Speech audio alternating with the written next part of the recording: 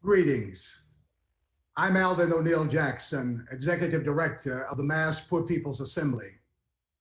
Over a year ago, the Poor People's Campaign, a national call for moral revival, launched the We Must Do More campaign.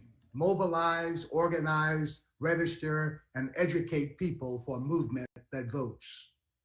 We've been engaged in the powerful work of reaching millions of people with impressive state coordinating committees in 43 states, plus the District of Columbia. And here we are today on Election Day, in partnership with the Samuel D. Witt Proctor Conference and pastors and rabbis and imams and faith leaders live from National City Christian Church, Thomas Circle, Washington, D.C., for this spiritual prophetic witness and spiritual grounding. We started at 8 a.m. this morning, 15 minutes of prayers and reflections, ringing of bells, sounding the shofar, singing songs every hour on the hour until 8 p.m. tonight. And then at 9 p.m. Eastern Time, we will hold a More Prophetic Vote election watch night service with more reports from our massive voter protection program and powerful prayers, reflections, testimonies from faith leaders across the country. But now it is my great joy to present one of the co-chairs of the Poor People's Campaign, a national call for moral revival, the Rev Dr. Liz Theoharis, for an election protection update and report from the field. Dr. Liz.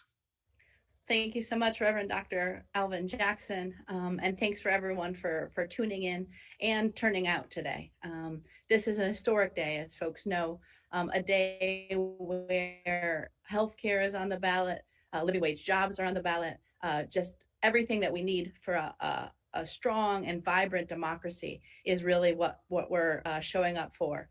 And so what we did want to do in the Poor People's Campaign, a national call for moral revival, is to make sure that you're hearing with our people on the ground, spread out across the country, what's going on and how people are coming forward in power with strong demands and protecting our vote.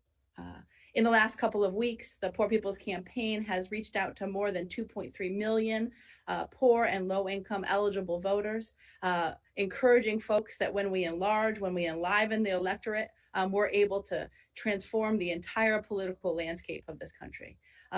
Poor and low-income people make up nearly half of the U.S. population and nearly a third of the U.S. electorate.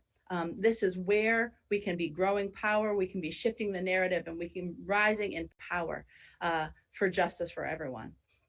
So I want to let people know a little bit of what's going on. We've had people up all night and early this morning at the polls across states, across the country, and it's looking like we are in a fight for our democracy, and that the people are standing tall and standing tough, making sure that we're able to protect, make sure our votes are counted.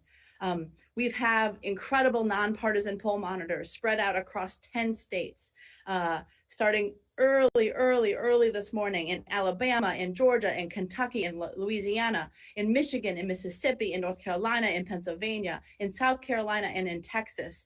And from the earliest polling place openings, reports are coming in from the field. Our voter protection teams are keeping us posted, putting posts and updates on the Poor People's Campaign website, vote.poorpeoplescampaign.org.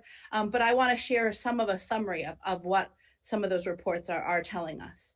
As we all are aware, 2020 is the second U.S. presidential election where voters are without the full protection of the Voting Rights Act. Despite our ancestors fighting and dying for us to have the right to vote, we have now gone through 2 presidential election cycles. In the absence of these critical protections, especially protections for poor people of color, the Poor People's Campaign, along with Forward Justice, the NAACP Legal Defense Fund, have trained hundreds of poll monitors who are stepping into the breach to address some of these issues to protect people's fundamental right to vote. And this is why we're demanding, as we are out in the polls, in the streets today, socially distanced, that Congress needs to protect, needs to expand our right to vote. So I want to share some of the top line issues we've received, and we're continuing to investigate and take action on, along with some of the crucial victories that poor people, that low income people, that people, that legal monitors, that poll monitors are making here on the ground. I want to remind folks that if you are experiencing any of the issues I'm raising in this report, or other poll issues, voter suppression issues, please report it. Call the number 866-OUR, OUR, vote, VOTE. That's 866-OUR, vote. A team of attorneys are ready to receive questions and reports in every state across this nation. But I want to share a little bit of what we know is going on.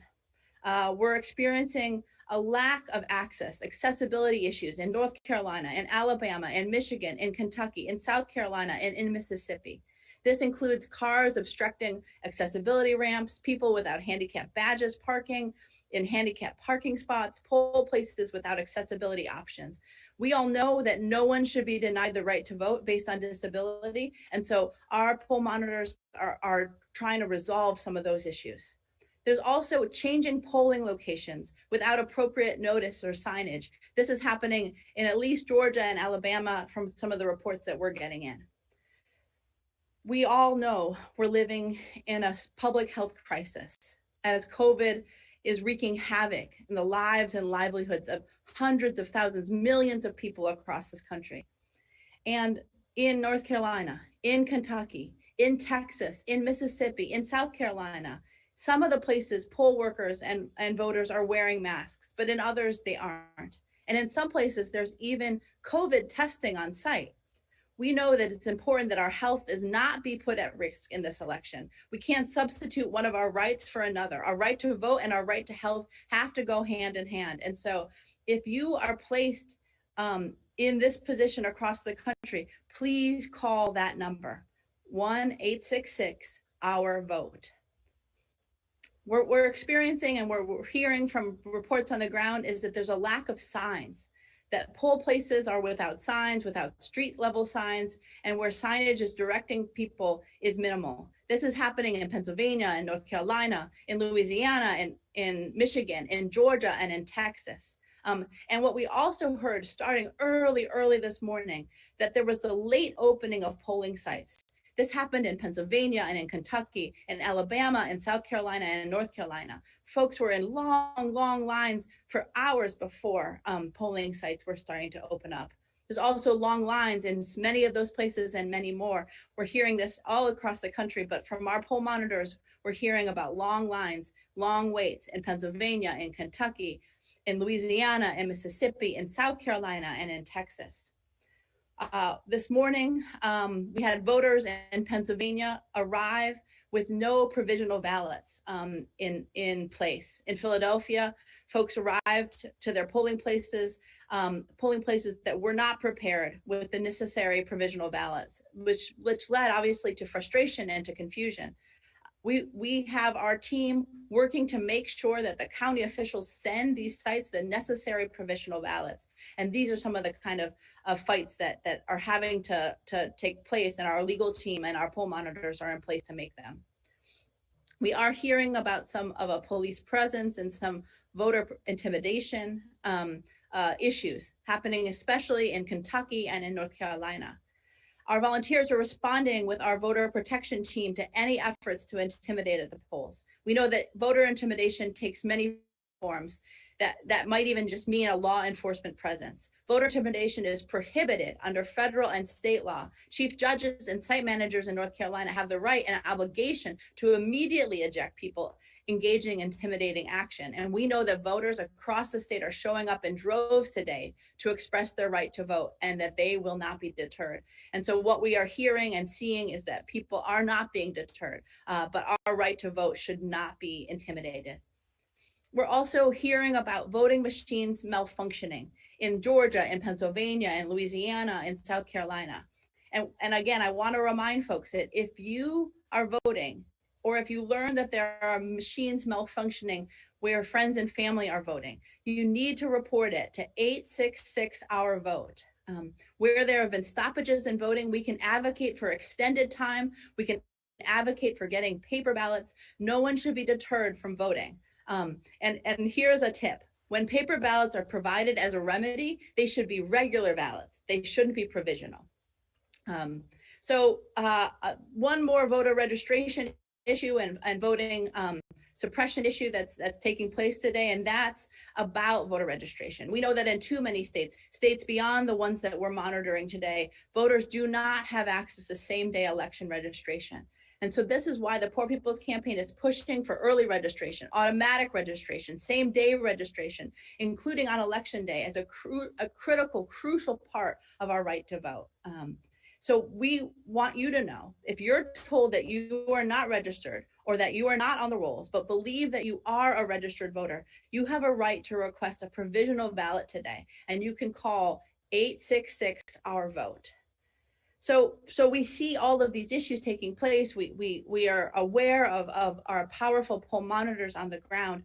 And we also want to tell folks that people are turning up and turning out in this election. Across the country, in every state that we're defending the vote, reports of voter engagement are profoundly, profoundly encouraging.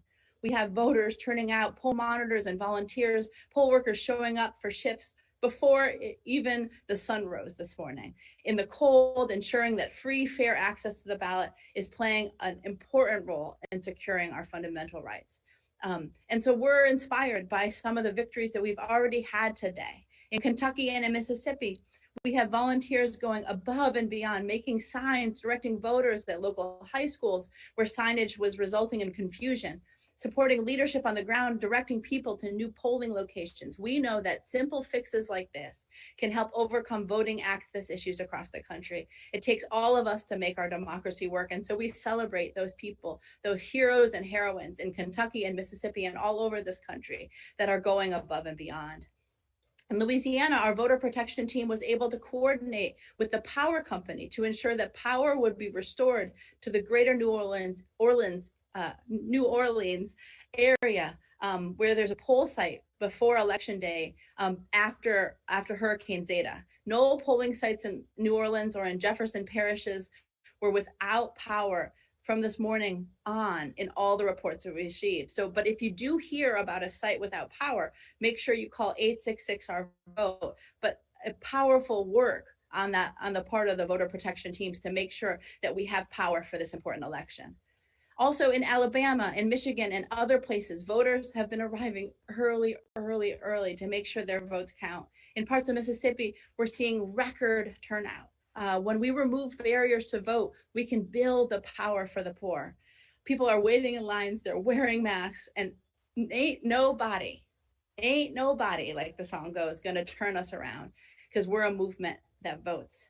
So I just wanna appreciate people for all the work that's going on, celebrate these poll monitors all across the country, celebrate the more volunteers that have been mobilizing and organizing, registering and educating people for a movement that votes, and knowing that when we show up, we can change this country.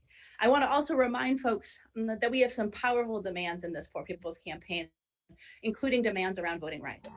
And on this day and on every day, we come forward with these demands about protecting and expanding the right to vote. So I want to share those demands, remind people about the power of people participating and leading this democracy.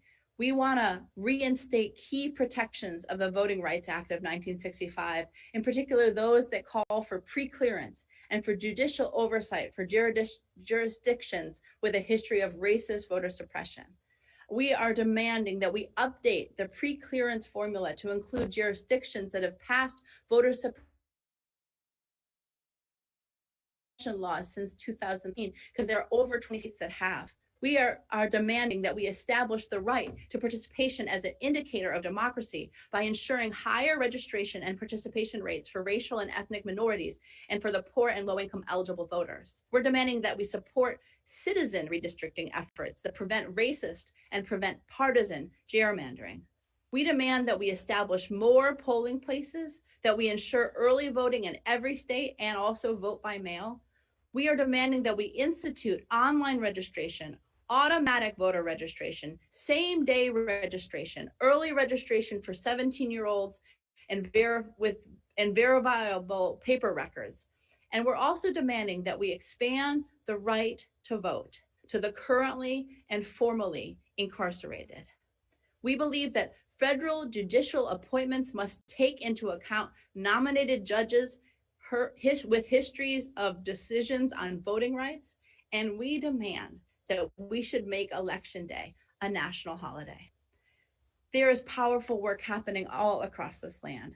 I want to thank folks with the Poor People's Campaign, a national call for moral revival, the powerful poll monitors, the organizers, and many of us, of the 140 million poor and low-income people who are rising up to demand justice for everyone. We know that we hold the key to transformation of the society, and we are going to keep on organizing. We're going to keep on showing up, and we encourage everybody to stay in those lines, to report any kind of funny business that's going on, and to stay strong, to stay strong. I encourage you to keep on following updates with the Poor People's Campaign at vote.poorpeoplescampaign.org. I encourage people to tune in to the More Prophetic Vote on the hour programming that the Poor People's Campaign is doing with Samuel DeWitt Proctor Conference. And I ask folks to show up this evening at 9 p.m. Eastern Time till 11:15 Eastern Time for a watch night voter protection service. We'll be updating folks throughout the day. You can tune in again at 6:30 Eastern Time for another update about what we're learning on the ground. And we know that ain't nobody gonna turn us around, that everybody has a right to live, that everybody has a right to vote and to participate in this democracy, and that when we come together, when we band together across all of our differences, when we come and rise in power and we put forward a vision of society that can make poverty history, that can end racism, that can take on this climate crisis, that can turn our war economy into a peace economy, and that can challenge this distorted narrative, this narrative that blames poor people and immigrants and people of color for all of society's problem, this narrative that tries to pit us against each other and feed us the lie that this is as good as it gets, it can't get any better than that there's scarcity, when we're indeed living in a world of beautiful abundance.